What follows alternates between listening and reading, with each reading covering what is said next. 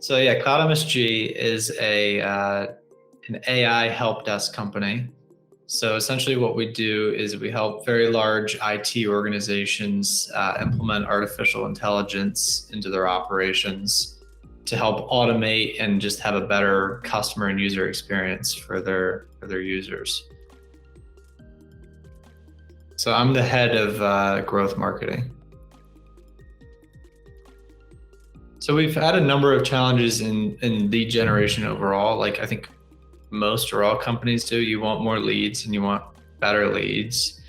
One of the things in particular we were facing is that we had done a little bit of cold outreach ourselves, and we had hurt our primary domain by doing so because we didn't do it properly.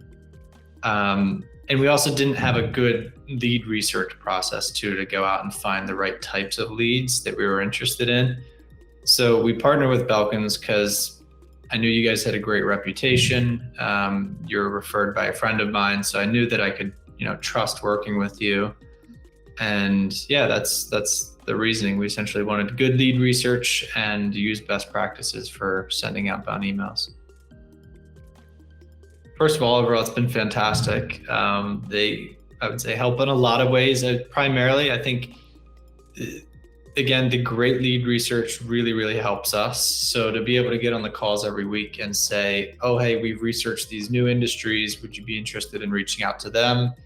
There's like a lot of proactive effort, I think, on Belkin's part to do a good job at finding the right type of leads. So that's very helpful to us.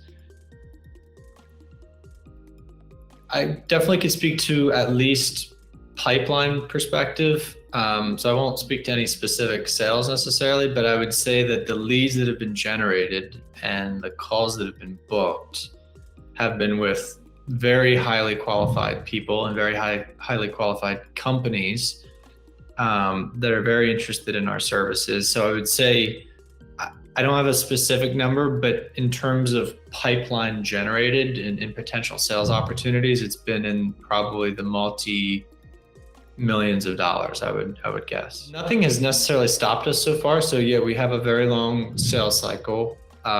There's been some companies where it was maybe a little too early. I think there's also been some sales process issues on our end that we're still trying to tweak and tune.